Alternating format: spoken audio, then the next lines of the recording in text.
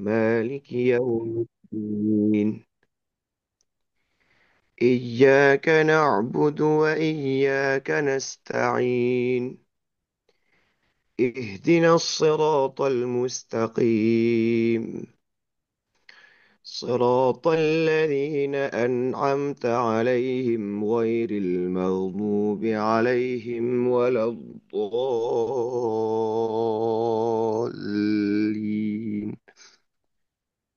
رب اغفر لي ولوالدي وللمؤمنين آمين. أعوذ بالله من الشيطان الرجيم.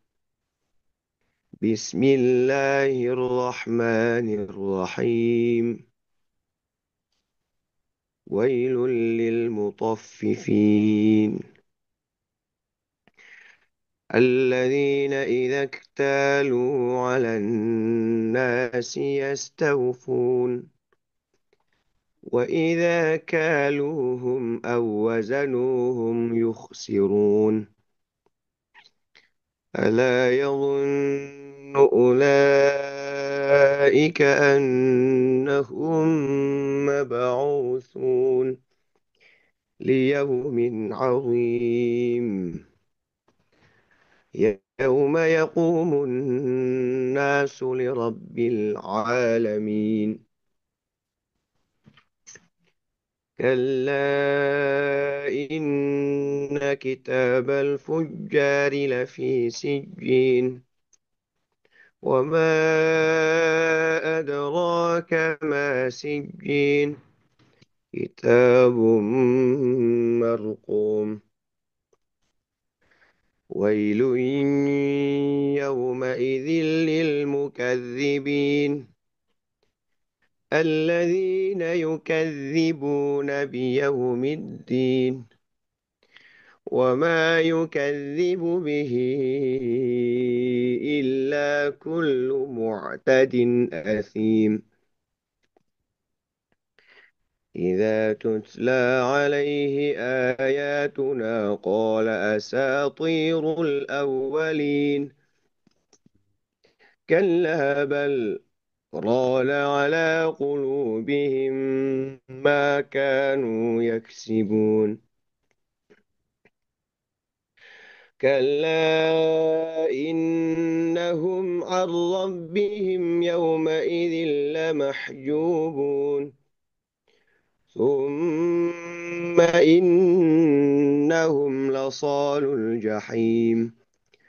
ثم يقال هذا الذي كنتم به تكذبون. كلا إن كتاب الأبرار لفي عليين. وما أدراك ما عليون. كتاب مرقوم يشهده المقربون. إن الذين أجرموا كانوا من الذين آمنوا يضحكون.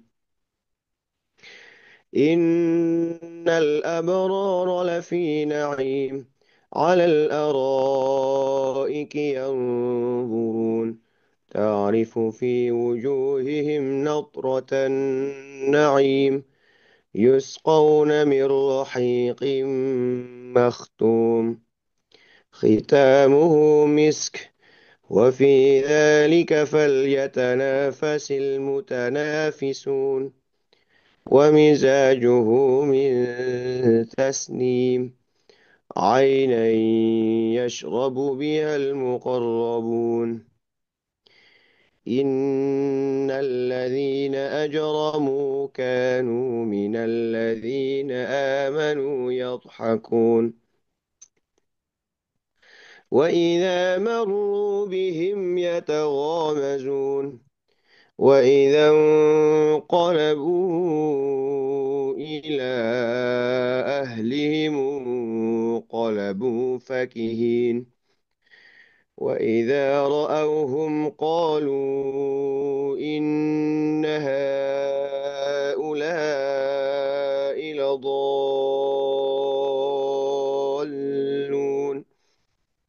وما أرسلوا عليهم حافظين اليوم الذين آمنوا من الكفار يضحكون على الأرائك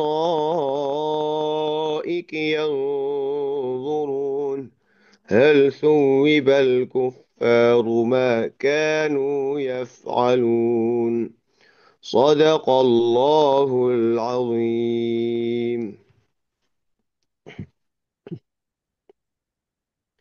Assalamualaikum warahmatullahi wabarakatuh. Alhamdulillah wa sallallahu ala nabiyyi mustafahu Muhammadin wa alihi wa sahbihi wa muqri'il Qur'ani ma'a muhibbi. Alhamdulillah musalliyan ala Muhammadin wa alihi wa man talah. Alhamdulillah bil alamin, kita bersua kembali di acara Salam Fajar edisi Tahsin pada tiap Kamisnya. Mudah-mudahan kita bersua dalam keadaan sehat walafiat. Mudah-mudahan juga ibadah-ibadah kita pada awal pagi tadi, baik itu yang sunnahnya, semisal sebagian mungkin di antara para sahabat yang apa namanya, sahur untuk saum sunnah ataupun ibadah-ibadah malam gitu ya. Dan juga utamanya juga ibadah wajib kita yaitu sholat subuh tadi, sholat subuh berjamaah tadi ataupun yang sendiri. Mudah-mudahan dimakbul oleh Allah Subhanahu wa taala, dikabulkan diterima oleh Allah Subhanahu wa taala dan dapat mengantarkan satu hari kita menjadi hari yang baik juga. Semoga salawat dan salam terus tertuju kepada Maha Guru kita Nabi Muhammad SAW dan juga para ahli keluarganya, para sahabatnya dan juga para muqri atau pengajar Al-Quran dan juga para pecinta Al-Quran dan pecinta para pengajar Al-Quran. Mudah-mudahan kita termasuk golongan yang demikian. Amin. Rabbal alamin. Sahabat-sahabat Keylight yang dirahmati Allah Subhanahu wa taala, yang berbahagia, kita akan masih di surah bahasan ya, bahasan surah Al-Mutaffifin ya. Surah Al-Mutaffifin surah ke-83.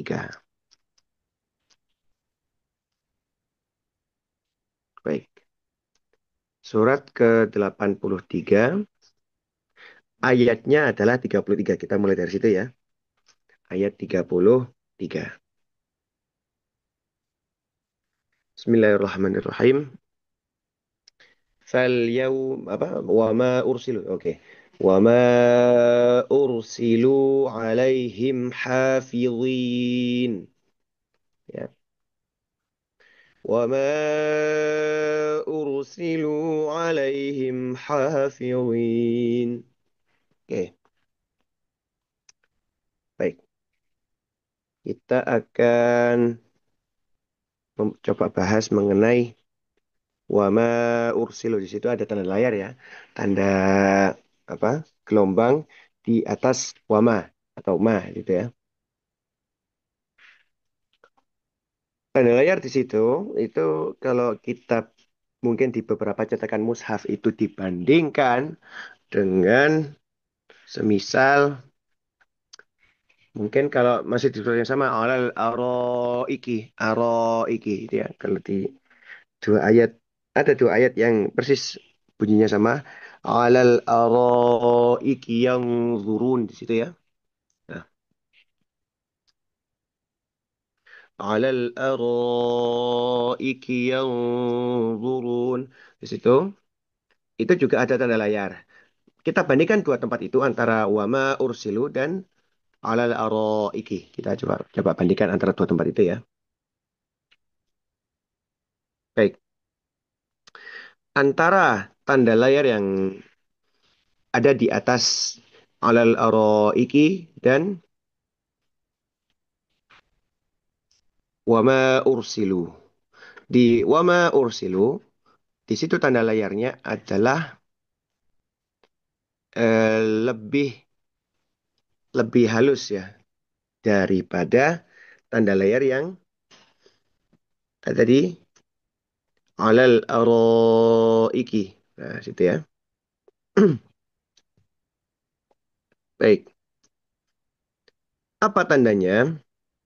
Tandanya adalah tanda layar yang lebih halus itu berarti mad jaiz munfasil, ya.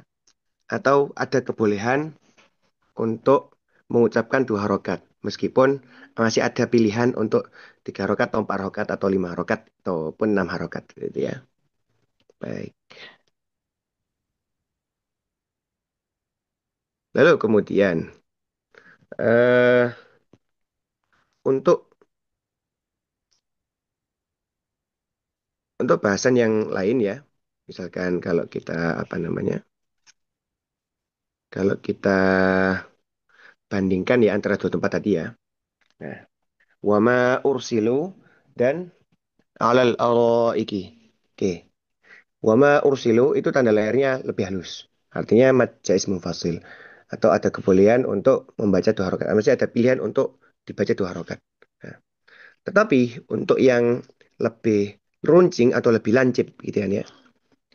Kalau semisal tadi di alal araiki itu tanda layarnya lancip atau tanda gelombangnya lancip. Ya. Lancip di situ bermakna atau dimaknai sebagai bacaan yang tidak boleh dua harokat. Ya, tidak boleh dua harokat. Harus lebih panjang dari dua harokat. Ya, gitu ya. Senajan saukur eh, tiga harokat lah. Itu pun sudah dikatakan yang tidak boleh dua harokat itu. Tidak boleh apa namanya? Tidak boleh sependek dua harokat itu. Nah, tidak boleh. Karena apa? Ini dasarnya apa? Dasarnya adalah ilmu kiroat. Ilmu qiraat itu yang saya maksudkan ilmu qiraat itu adalah ilmu yang mencakup qiraat yang tujuh atau qiraat 10. Siapa tujuh itu? Imam Nafi', terus Imam Ibnu Katsir Mekah, kemudian Abu Amr Al-Basri, Ibnu Amir Asy-Syami, kemudian eh, Imam Asim, yang kita pakai Imam Asim ya, qiraatnya Imam Asim. Kemudian yang keenam itu Imam Hamzah Az-Zayyat. Kemudian yang ketujuh adalah Imam Ali Al-Kisai. Nah, imam yang nomor 5, 6, dan 7 ini itu ketiga-tiganya berasal dari kota Kufah di Irak sana. Ya, tuh, di negara atau di negeri Irak. Nah, baik.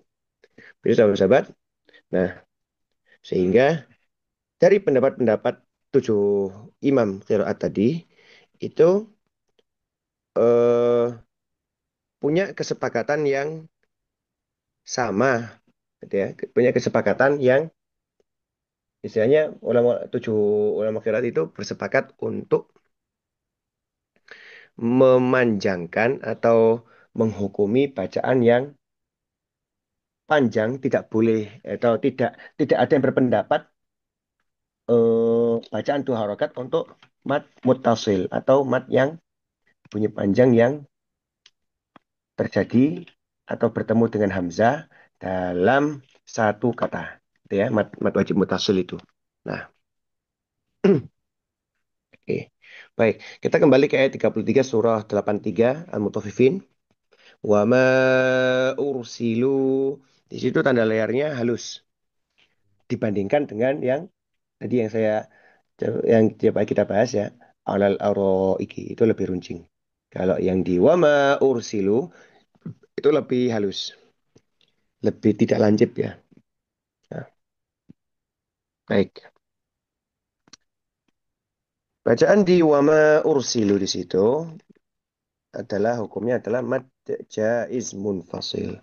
Mad artinya bunyi panjang, kemudian jaiz itu diartikan sebagai kebolehan atau kejaizan pembacaan dua harokat, meskipun itu masih berupa pilihan, gitu ya. Itu. Meskipun sebetulnya kalau saya pribadi itu masih membaca atau memilih empat harokat di situ. Di mad jaiz munfasil. Nah, kemudian munfasil itu berarti terpisah secara kata, secara pembagian kata. Artinya apa? Kalau kita pilah-pilah dari ayat 33 surah 83 Al-Mutaffifin itu kita bisa pilah atau kita bisa pisah-pisahkan. Kata pertama adalah wa, oh sambung ya. Kemudian kata yang kedua adalah mim alif atau ma, gitu kan ya. Kemudian ursilu kata ketiga, alaihim kata keempat, kemudian hafizina itu kata yang kelima. Nah, itu ya. Akhir kata kedua yaitu akhir kata ma yang itu berupa bunyi panjang bertemu dengan hamzah di awal kata ursilu. Nah, seperti itu. Itu yang dimaksud lintas kata. Bunyi panjang di akhir satu kata bertemu dengan hamzah di kata setelahnya. Di awal kata setelahnya. Gitu. Tentunya eh, pembagian kata semacam ini itu memang eh, cukup apa ya, tricky atau cukup menjebak karena di beberapa kasus misalkan kalau kita baca misalkan ul ya ayyuhal kafirun misalkan kalau di surah al-kafirun ya itu antara ya ayyuha itu sebetulnya bisa dipisahkan menjadi tiga ya yaitu huruf seruan kemudian ayyu itu sapaan yang disapa gitu kan ya kemudian ha itu huruf yang tambih huruf pengingat atau ya huruf pemicu atau pengingat gitu kan ya. Nah, jadi meskipun ketika tiga kata itu ditulis bersambung, itu bukan berarti itu satu kata yang semua. Itu ya ayuha itu. Tapi ya sendiri, ayu itu sendiri, kemudian ha. Nah, itu sendiri lagi gitu. Hakikatnya seperti itu. Tiga kata secara ilmu bahasa Arabnya ya atau ilmu nahwu atau ya ilmu nahwu ya atau mungkin solofnya nahwu terutama gitu ya. Eh, Namun secara wakof, ketika ada beberapa kata yang yang sebetulnya kata-kata itu terpisah, tapi ditulis di mushaf itu bersambung, itu maknanya memang nggak boleh berhenti di ya ayu, misalkan gitu ya. Hanya berhenti di ya, gitu kan ya. Itu tanpa membaca ayuha. Nah, seperti itu. Kasus-kasus seperti ini memang eh, butuh memang beberapa contoh ya, butuh pembahasan beberapa contoh atau beberapa tempat yang memang masih butuh dibahas ya. Seperti itu. Nah, baik. Kita kembali ke wama ursilu di situ ya. Wama ursilu pembagian atau pemilahan kata di surah Al-Mutaffifin ayat 33 tadi saya sebutkan 5 kata. Kata pertama adalah wa, kemudian kata yang kedua adalah ma, panjang ya, bunyi panjang. Kemudian kata yang ketiga adalah ursilu, kata keempat adalah ha alaihim, kata yang kelima adalah hafizina. Nah, akhir kata yang kedua yaitu ma bertemu dengan hamzah di awal kata ketiga ursilu. Nah, disitulah eh, yang disebut dengan munfasil, yaitu bunyi panjang di kata kedua yaitu ma yang panjang itu, kemudian bertemu dengan hamzah di awal kata ursilu seperti itu. Baik, itu yang dimaksud dengan munfasil, terpisah secara kata dalam hal atau dalam konteks pertemuan antara bunyi panjang dengan huruf hamzah atau alif gitu kan ya. Baik. Mungkin oke untuk dia tiga tiga kita lanjutkan lagi bahasanya ya. Oke, wama ursilu. Oke, ursilu di sini diperhatikan ursilu di sini huruf apa? Huruf lamnya lu itu kan ya. Itu dibaca panjang. Gitu ya. Lalu lalu pertanyaannya seperti ini. Eh, Apa fatalnya? Apa yang jadi urgent lah, penting untuk membedakan antara bunyi panjang dan bunyi pendek. Nah, begini, ursilu di situ ya, yang semestinya dibaca ya. Wama ursilu gitu ya. Ursilu itu yang kalau lu-nya panjang ya, itu artinya mereka telah diturunkan. Mereka telah diturunkan atau diutus, gitu ya. Itu. Tetapi kalau lu-nya atau huruf lam itu dibaca pendek, ursilu, misalkan seperti itu ya, itu maknanya jadi lain. Maknanya menjadi aku sedang atau akan mengutus. Gitu ya. Nah, itu. Itu salah satu yang coba kita bahas, yang kita coba bahas mengenai pentingnya membedakan antara bunyi panjang dan bunyi pendek. Jangan sampai yang semestinya pendek dibaca panjang pun juga sama. Jangan sampai yang semestinya panjang malah dibaca pendek. Nah, itu yang menjadi eh, semacam apa ya? Apa? Semacam apa ya? Diistilahkan kalau di ilmu tajwid itu kesalahan atau lahan yang sudah jali, sudah tampak dengan jelas, gitu ya. Di antara kesalahan jali, gitu ya, bukan sejali-jali Jakarta, bukan, tapi jali, jali yang amat, yang apa, sesuatu yang tampak, yang kasat mata, gitu kan ya. Itu di antara kesalahan kasat mata itu adalah yang mestinya harokatnya doma dibaca fathah misalkan, atau yang ya, semestinya fathah dibaca doma itu. Nah, itu juga termasuk juga kesalahan yang jali, kesalahan yang tampak, yang kasat mata adalah kesalahan yang semestinya dibaca pendek malah dibaca panjang. Pun juga kesalahan apa, sesuatu apa atau huruf yang dibaca panjang malah dibaca pendek. Nah, itu ya yang menjadi masalah di situ. Oke, sekali lagi, wama ursilu, lu di situ itu harus dibaca panjang. Sebab apa? Sebab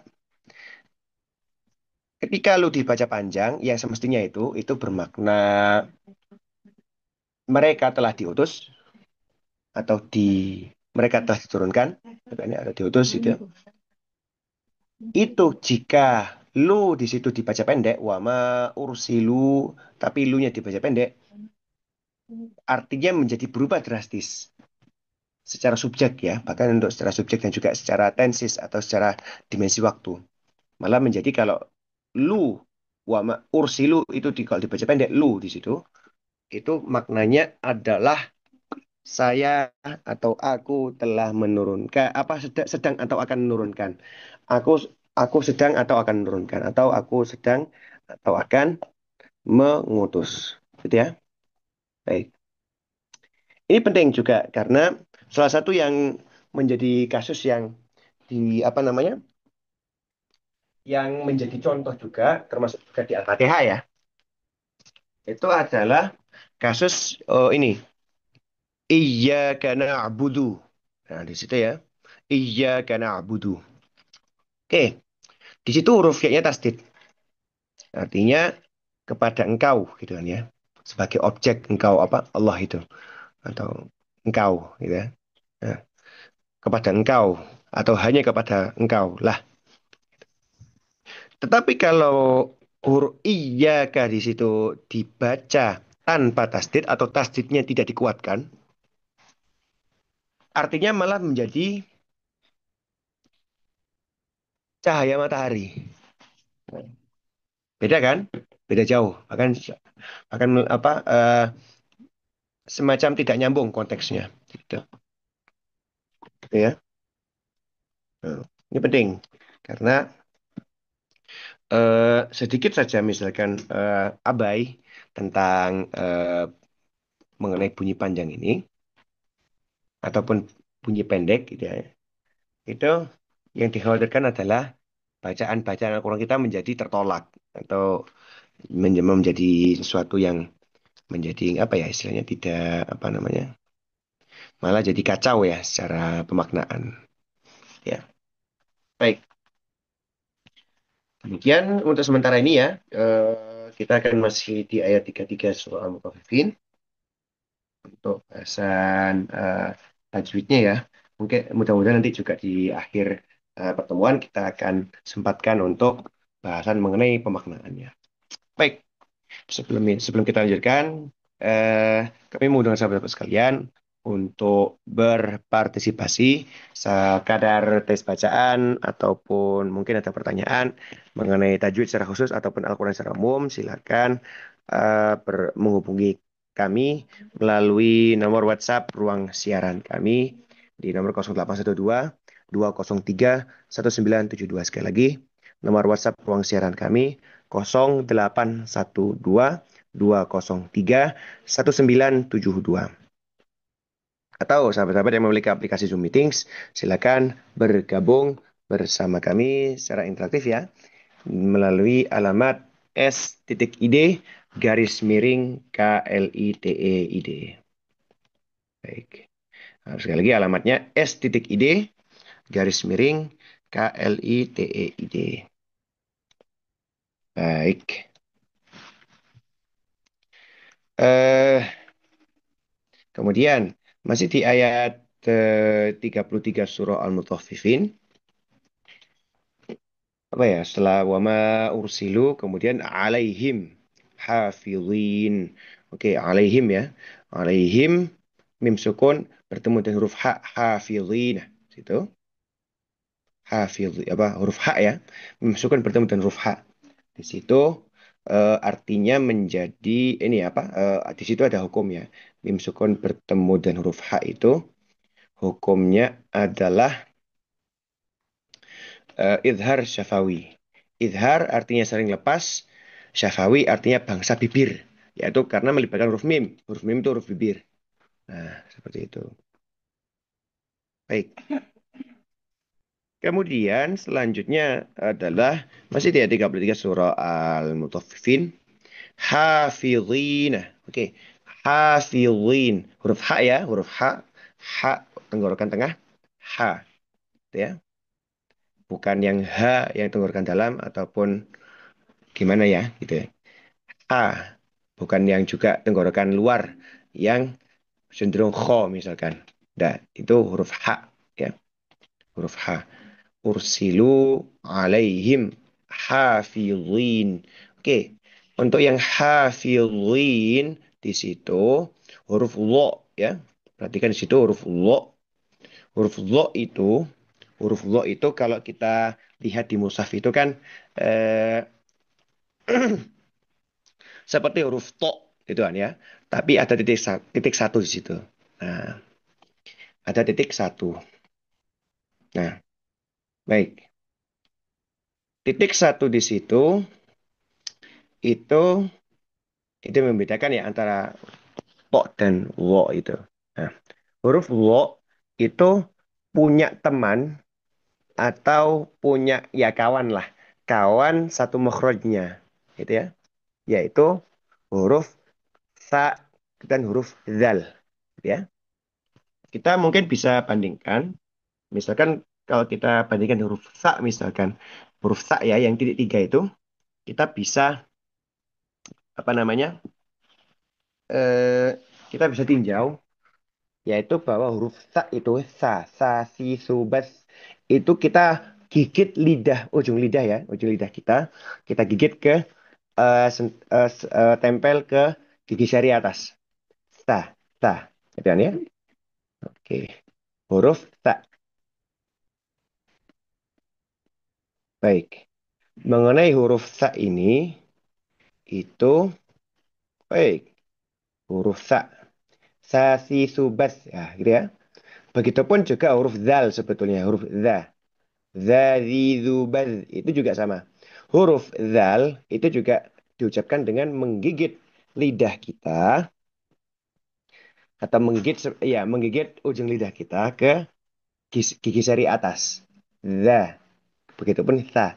Lo pun sama lo. Lo. Lo. Lo itu adalah versi tebalnya.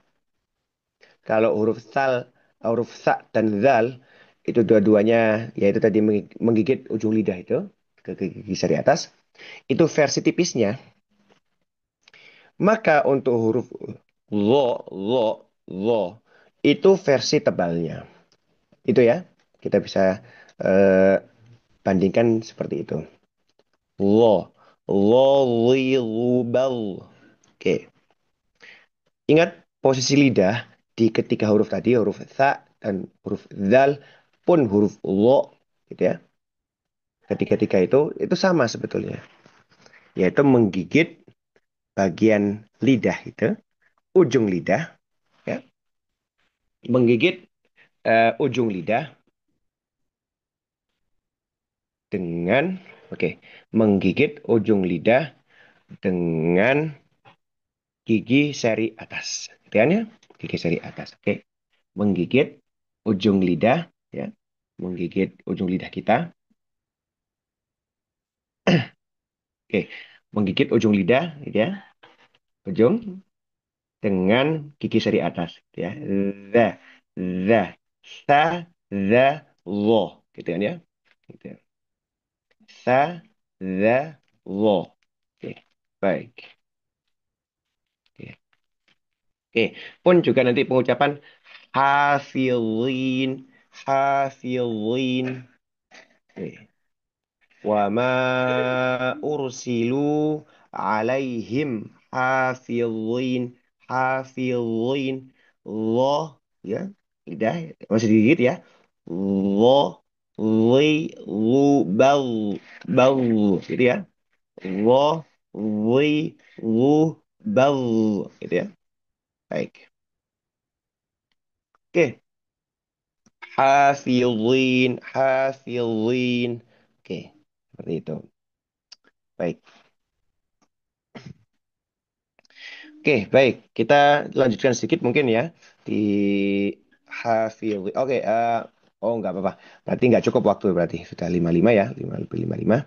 Oke. Hafilin. Oke, berakhir ya di situ. Bahasanya hafilin. Aslinya kalau kita baca dengan wasol kan hafilina, gitu kan ya. Tetapi kalau wakof dibacanya menjadi hafilin, gitu kan ya. Huruf nunnya menjadi sukun. Sukunnya dinamakan bukan sukun yang asli, tapi sukun ardi, sukun yang timbul, anu anyar, gitu kan ya. Dengan sebab wakof, gitu kan ya. Baik. Karena dengan sebab wakaf itu, maka nanti hukumnya menjadi sukun ardi. Muncul karena sebab. Gitu ya. Arid, sukun yang ardi. Sukun yang bangsa anyar karena sebab. Oke.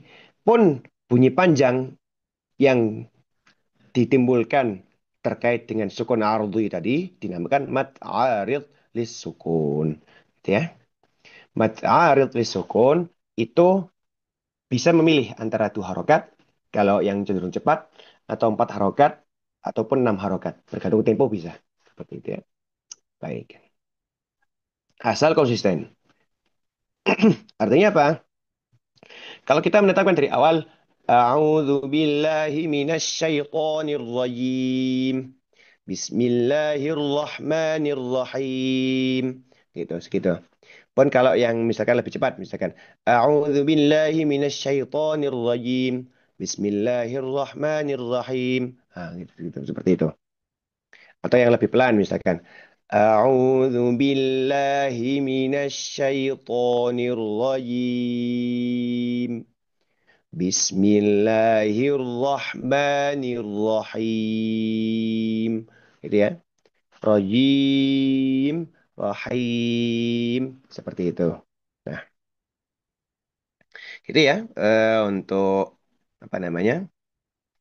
Untuk contoh bagaimana pembacaan itu harus konsisten. Ya, baik. Demikian untuk bahasan tajwidnya. Di sisa 2 menit ini kita akan coba bahas mengenai tafsir ya, gitu ya. Bismillahirrahmanirrahim. Wama ursilu alaihim hafidhin. Mereka tidak diutus kepada mereka itu kepada ini ya, kepada satu atau kepada para yang menjaga. Artinya apa? Eh, secara secara apa ya? Secara menjaga, saling menjaga apa namanya satu sama lain itu dalam hal eh dalam hal nanti ketika pembalasan ya hari pembalasan. Ya. Kalangan kaum musyrikin itu tidak melindungi kaum muslim. Begitupun kaum muslim itu tidak bisa saling melindungi ya terhadap orang kufar seperti itu. Terkait dengan muraqabah atau pengawasan oleh Allah Subhanahu wa taala dan juga apa namanya? Penjagaan mengenai penjagaan beberapa atau pirang-pirang amal dari kaum mukmin gitu ya. Dan juga termasuk di sini adalah pemaknaannya adalah tidak bisa saling mewarisi, tidak bisa saling tidak bisa saling wasiat mewasiati, tuan ya. Gitu. Pun antara kaum kufar dan kaum muslimin itu tidak punya hubungan apa-apa, tidak saling menjaga dalam hal hidayah maupun kesesatan. Dalam hal hidayah dan juga bolal kesesatannya. Seperti itu. Baik. Kemudian, nah, ayat terakhir tadi, ayat 33 surah Al-Mutaffifin, itu ayat terakhir dalam bahasan mengenai kaum kufar.